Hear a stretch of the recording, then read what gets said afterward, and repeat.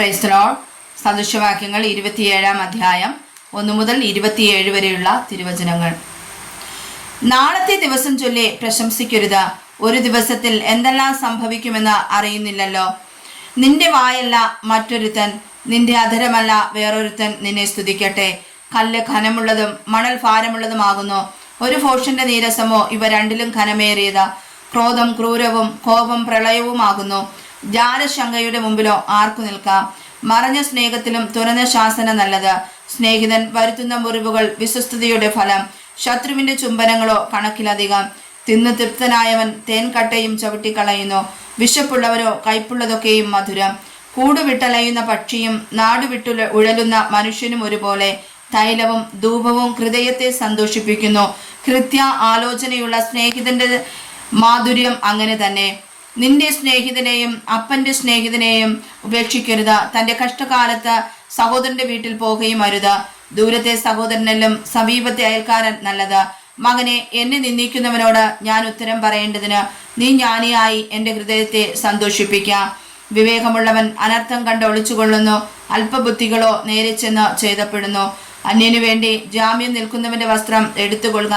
പരസ്ത്രീക്ക് വേണ്ടി ഉത്തരവാദിയാകുന്നവനോട് പണയം വാങ്ങുക. അധികാലത്ത് എഴുന്നേറ്റ് സ്നേഹിതനെ ഉച്ചത്തിൽ അനുഗ്രഹിക്കുന്നവന് അത് ശാപമായി എണ്ണപ്പെടും. പെരുമഴയുള്ള ദിവസത്തിൽ ഇടവിടാത്ത ചോർച്ചയും കലകക്കാരത്തിയായ സ്ത്രീയും ഒരുപോലെ. അവളെ ഒതുക്കുവാൻ നോക്കുന്നവൻ കാറ്റിനെ ഒതുക്കുവാൻ നോക്കുന്നു. അവന്റെ വലം കൈ കൊണ്ട് എണ്ണയെ പിടിപ്പാൻ പോകുന്നു.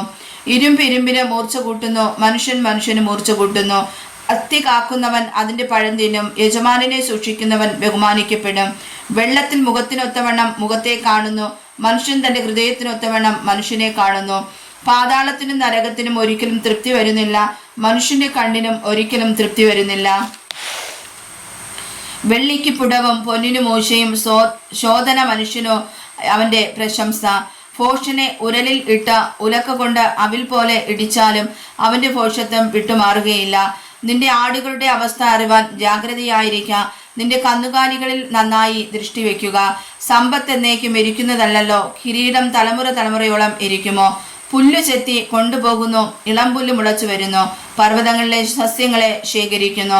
കുഞ്ഞാടുകൾ നിനക്ക് ഉടുപ്പിനും കോലാടുകൾ നിന്റെ നിലത്തിന്റെ വിലയ്ക്കും ഉതകും. കോലാടുകളുടെ പാൽ നിന്റെ ആഹാരത്തിനും നിന്റെ ഭവനക്കാരുടെ അഗോവൃത്തിക്കും നിന്റെ ദാസിമാരുടെ ഉപജീവനത്തിനും മതിയാകും. വായിച്ചതായ തിരുവചനങ്ങളാൽ കർത്താവ് നമ്മെ സമർത്ഥമായി അനുഗ്രഹിക്കുമാറാകട്ടെ.